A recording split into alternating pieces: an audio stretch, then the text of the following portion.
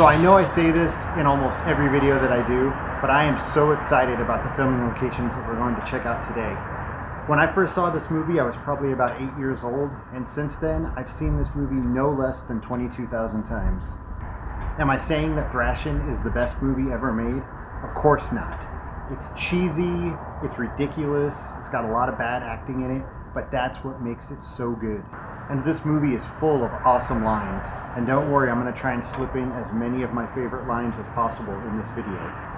Thrashin just meant so much to those of us that grew up skateboarding in the 80s and 90s, but that's just my opinion, you didn't ask for it. Look, we need your opinion. You want my opinion? Okay, you got my opinion. Well, actually, I guess I just gave it to you. So let's go get started, because like I said, I'm really excited about this. We're going to try and find as many of the filming locations as we can. Keep in mind, a lot of them have been torn down, they don't exist anymore, or we just couldn't find them. But let's see what we can find. Let's do it. Alright, so the movie starts with Corey having that dream and then getting ready to leave the house. As he leaves his house, he drops down off the garage and he does that long board slide on that big curb. And here it is. This is that big curb that Corey does that board slide on. Now the movie would have led us to believe that Corey's house would have been right here, but as you can see, that's not the case. And this is the shot we would have got of him doing that board slide. Right here's the back of that restaurant. That dumpster would have been right here where this fence is. That old truck parked on the other side of the dumpster, and then you can see across the street that building over there looks just the same as it did in the movie with the 3 awnings, and then you even got that shopping plaza over there across the way. The chips in the curb are the same. Same chips out of the curb more than 30 years ago. So after Corey does that board slide, he comes across the street right here, comes around that way, skates down here, and this is where we see the title of the movie. I don't know what it is about this spot right here, but it's amazing. I mean, it looks like I seriously time traveled and I'm standing in the film. I keep waiting for Josh Brolin to come skating around the corner right here. Nothing has changed at all right here. Nothing. These bricks here, all the tiles on these buildings, it's exactly the same. So this whole area right here with the big curb across the street and this shot, this is all in Marina Del Rey at the intersection of Culver Boulevard and Vista Del Mar. But this isn't the only thing right here. Next we're going to move across the street to that restaurant right there. This restaurant right here, this is the one that we see Corey skating past as he comes through this intersection. Again, this restaurant looks exactly the same as it did in the movie. The sign is 100% the same. The building, that window right there, the only thing different is in the movie, the restaurant's called Giovanni's. They changed that part of the sign. Everything else is the same.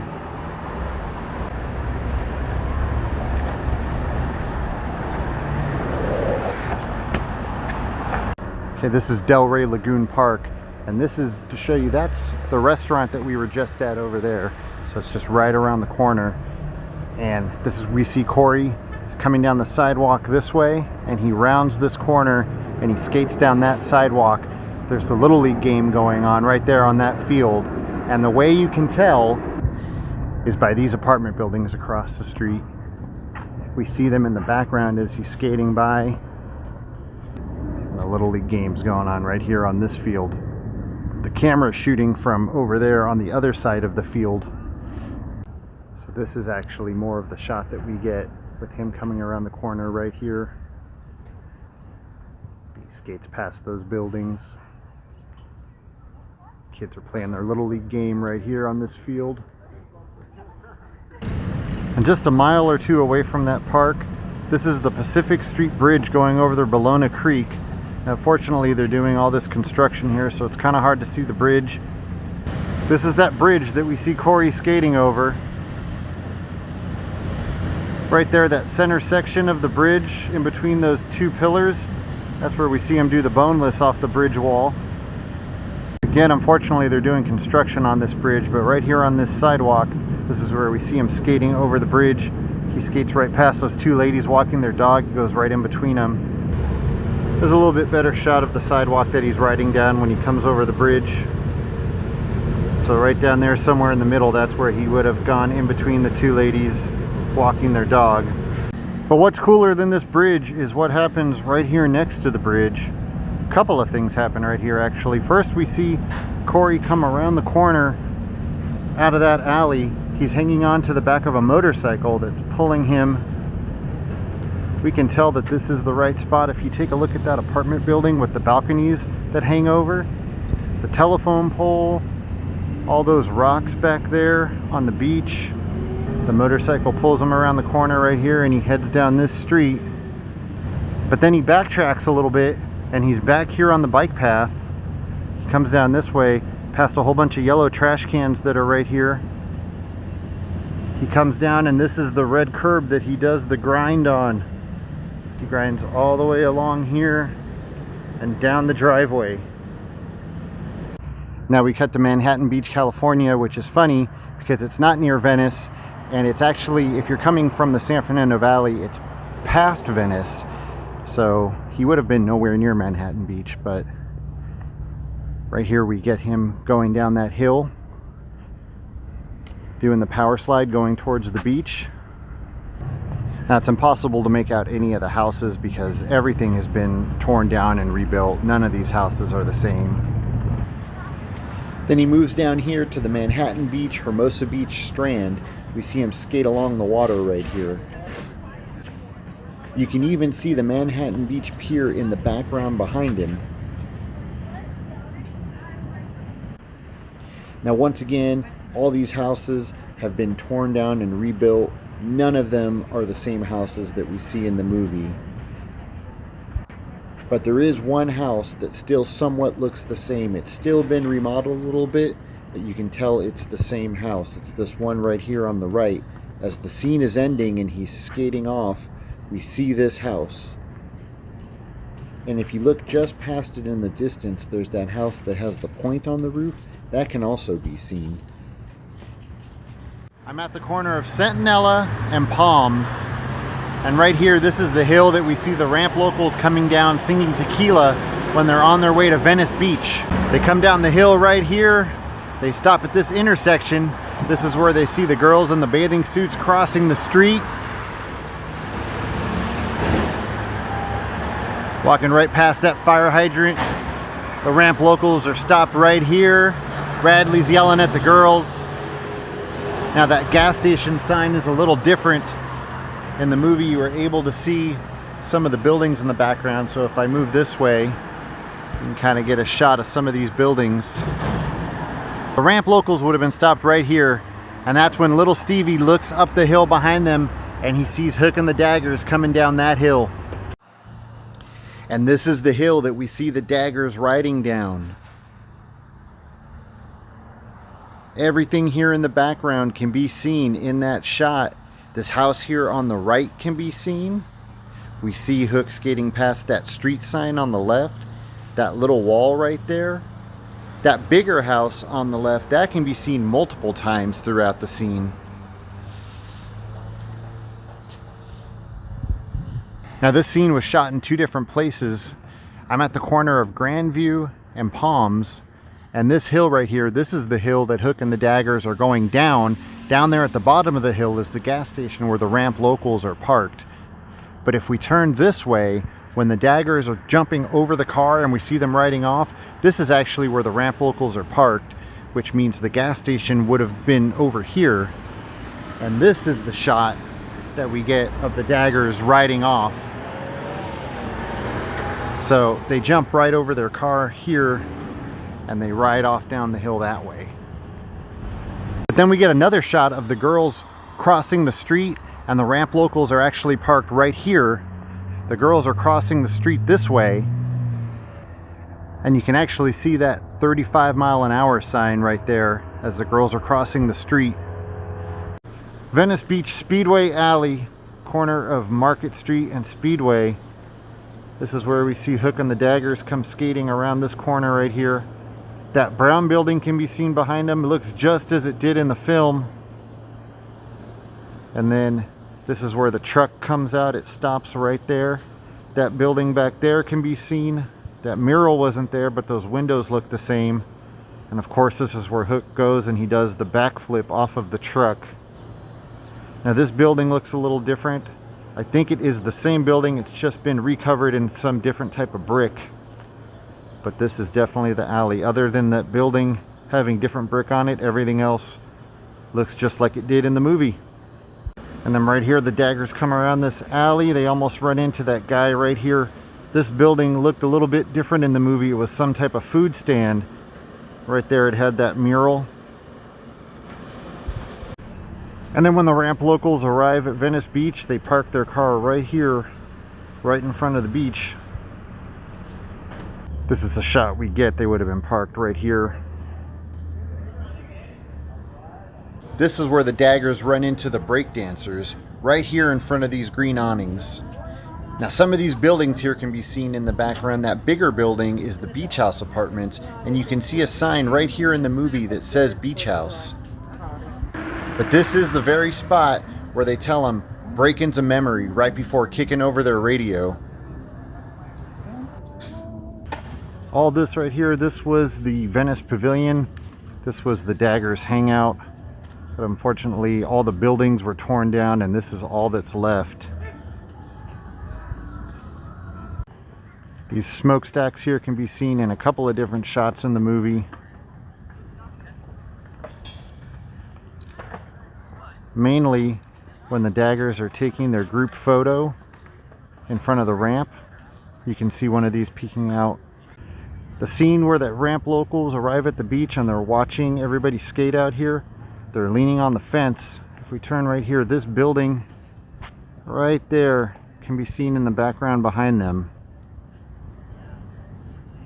So that fence that they're leaning on would have been somewhere right in this area, and they would have been watching everybody skate over here. Somewhere over here is the building that they would have watched Eddie Radeke jump off the roof, and again you can see one of those smokestacks. Corey and Chrissy are on their date night. We see them in different locations around Hollywood. We get a close-up of the original Wacko building, which would have been right here on Melrose Avenue at the corner of Melrose and Martel. We also get a shot of Corey pushing Chrissy on his skateboard coming down the sidewalk, and we see the Wacko's sign in the background once again. Wacko's is now located on Hollywood Boulevard on the east side of Hollywood, but there's a similar sign like the one we see in the movie. We see them go right past the Chinese Theater in Hollywood.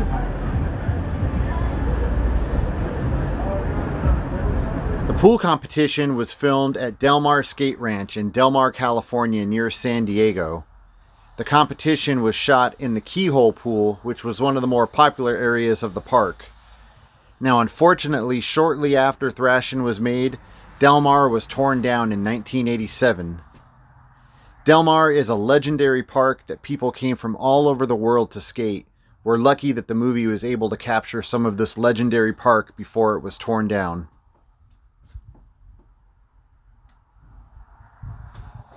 Alright, we're in Los Angeles on the corner of La Brea and 12th Street, and this is the spot where Radley turns the car into the cabriolet. What you got here? This is a cabriolet, man.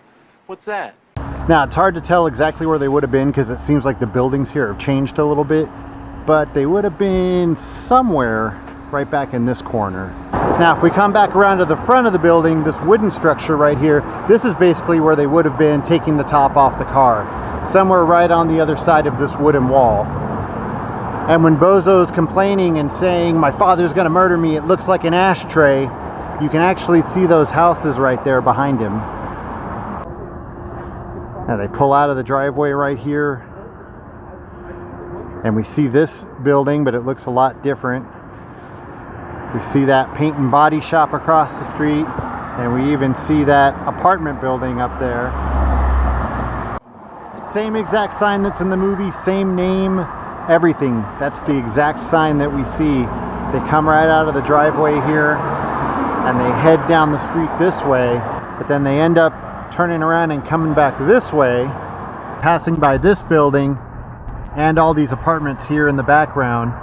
But this is not the last time we see this building here, which was a Popeye's Chicken at the time. So this KFC is right down the street from the body shop that we were just at. And as I said, it used to be a Popeye's Chicken, looked a lot different, but the Ramp locals stop here to get some chicken on their way back from Hollywood. They come around that corner right there in that handicap spot. That's where their car was parked. They stop right there, and Radley convinces Bozo that these two girls over here were checking him out. The girls would have been parked right over here. And when we see the girls laughing at Bozo, that McDonald's can actually be seen behind them. Of course, the McDonald's look completely different. It's been remodeled to look modern. Right here, this is where those payphones would have been, where Corey... Sorry, this is embarrassing. Hold on, let me get this call real quick. Hello? Hello? Hello? Is anybody there?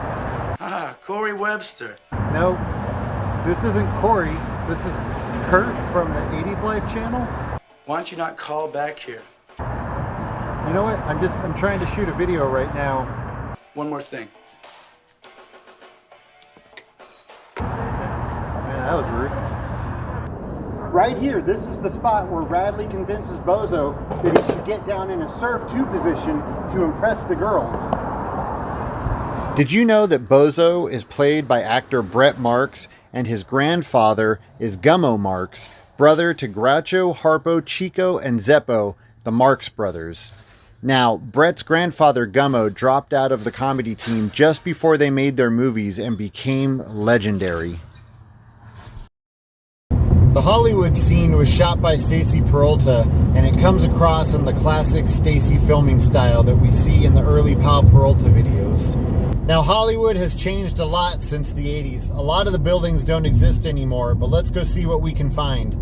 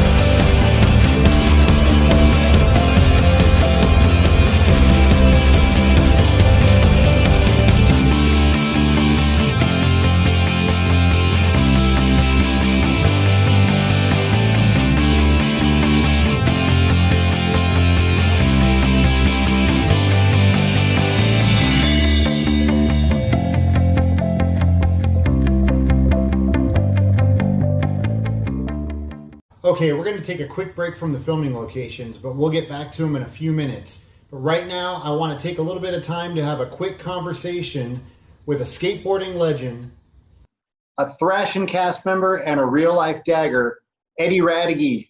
What's up, Eddie? How you doing? I'm doing great, man. How you doing? I'm good. Thank you. thank you so much for taking the time to do this. I really, really, really appreciate it. Oh, no problem. Cool. So I'm just going to jump right into it.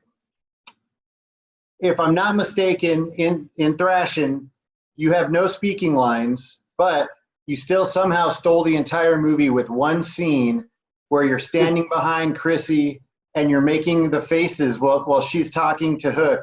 You're making a bunch of, do you know what I'm talking about? Yeah. I got heckled for that part for years and years, I'm telling you. Oh, really? Oh, yeah. But you know, I hope you know that that's like a total fan favorite. I mean, Guess so, huh? that's everybody's favorite scene. So I'm assuming that you weren't trying to be funny. You were just reacting, right? Acting. It was it was full Hollywood, so I was just acting. They said stand behind her, and it was just everybody was in the room. It was cool. The thing behind that story was that in San Francisco, when they had the premiere for the movie, everybody went down there, and when that part came on, someone threw a beer at the screen, and started a big riot. Cops came and everything, shut the movie down. Yeah, I thought that was pretty cool. I don't know if you've watched the DVD commentary, but I mean, they even in the commentary they talk about it. They all start, cracking up, and I think it's Robert Ressler that says right now Eddie Radeke is sitting somewhere and he has no idea that he stole the entire movie. So that's a good one. What was that? That's a tough one. You know what I mean? Josh Brolin and Ressler, big time actors. Yeah, but you stole it. You stole it just with your faces. So. Now, I'm assuming that you pretty much have embraced the movie because, you have two companies that you do that use the Dagger name, and we'll go back to that. We'll talk about that in a minute. But since you have two companies that use the Dagger name, I'm guessing you somewhat embrace the movie. It seems like some of the other people that were in the movie don't really embrace it as much. They kind of think it's embarrassing or a joke. Why do you think that is, and why did you go the other way, and why do you embrace it? Well, for me, it was the same thing for years. Like, the movie was kind of just it wasn't an embarrassment. It was just kind of a really cheesy cult movie, which was cool. And it all happened one day when my buddy Opie from Long Beach plays in Long Beach Club All Stars, Sublime, all those years right after Brad died. I moved in with these guys, and Opie kept on saying Eddie and the Daggers, and we were literally living in the same kind of house, but in Long Beach. All the characters were there, from the band, and it was just the same exact scene, just like a Dagger movie. And I went to my mom's house and I found my board from the movie. And at that time, skateboarding was at its lowest. Ben Schroeder was the one that really made it happen. He called me one day and goes, "Yeah, I need a skateboard." And I was like, "Man," he's like, "Where do you get skateboards from?" And me and Duncan were getting boards from Flip. And it was like, that's how bad it was, for the old pro skaters and pool skaters. It was dead. Where Ben Schroeder couldn't even get a board. So I went to Mom's house. I found the board from the movie, and I saw the logo, and I was like, well, that's it. We're the Daggers. I'll do a little small skate company just to support guys like me, Duncan, and a lot of us. Schroeder, you know what I mean? I can name off 20 other guys, too. What really motivated me was the first time I did it. I spray painted the boards, and I had I went to Madrid, and they gave me 20 boards. And I was like, oh, cool. Just set me up. Love Madrid. Wow. And we spray painted all the boards. And then I went to Duncan. I go, "Duncan, I got something. It's going to change your life." Went there, and I gave him a board, and it was like, cool. And literally the next day, we went to Pink Motel Pool. They're having a party there. And I showed up, and I had a stencil. And I think it was Cooksey, Jesse Martinez was there. A lot of the original Daggers were there. Duncan, and I spray painted us, and there were some chicks there, the early girl skaters from Portland. They were there, 4 of them. I tagged their boards up, and I tagged just us. And all of a sudden, Peak Motel Pool completely packed. Crazy session. Everybody's all like, Daggers are here. And everybody got out of the bowl, and it was just us. Wow. Skating the whole time. The energy was like, the Daggers. So that was the first time we started spray painting boards and had our jackets, and it was cool. That's awesome. People got out of the bowl. That's rare. Now you got the full company going on. I'm going to put the link below so people can click and go and buy a Dagger skateboard. And on top of that, you've also got Dagger built ramps going on where you're building ramps for people. Yeah, that's kind of same thing. I was already doing Dagger skateboards, and then I started. Duncan called me one day. Goes, "Hey, I never really had a job. I was a skater my whole life." And he's like, "You working?" I was like, "No." And he called me up. He's like, same time, like 1999. He's like, "Well, we're building skate parks," and we went to the block, and that's the first pool we ever built, first skate park. And then we built like 12 other skate parks, and then one day someone called me. My buddy from Ruka, the owner of Ruka, called me. He goes, "Hey, I want to build a ramp," and I built the ramp for him. And after that, I was like, screw that, all the X Games and all those, all this Triple Crown stuff that I used to do, set up and build all these ramps. I was like, I'm just doing it on my own. So I just figured Dagger Built came up, and there you go. Perfect. So, yeah. So I'm also going to put a link in the description for Dagger Built ramps. So if you're thinking about getting a ramp, definitely contact Eddie. You're going to want a ramp that's built by a skateboarding legend. Yes. So I have another, you might have already kind of answered this question because you said that for years the film was kind of, not an embarrassment, but cheesy. But I was going to ask, we've all gotten older, we've grown, and we think differently now. Back then when you were making the movie and when the movie came out, was your attitude more, hey, this is cool that Hollywood's making something that's going to introduce the world to skateboarding? Or was it more like, what does Hollywood know about skateboarding? This is going to be stupid. It was, well, back in the 80s, everything was so cheesy and so crazy and so colorful that anything was cool. And came out, and I went there with a girlfriend and walked in, and it was just me and her and two people in the front. So it was like a total bomb in the movie. It was like, it was so bad. It was just me and her. And it was like, so the movie really didn't, catch on for a while, but when the Chili Pepper people started seeing the first time the Chili Peppers came out, it's a big piece of history, Absolutely. All right, go right now and check out part 2 of the Thrashing filming locations. We're going to chat more with Eddie Radeke. We're going to check out Bronson Canyon, the LA Massacre, and so much more. So head over right now and watch part 2. Also, please don't forget to subscribe to this channel. Thank you so much for watching.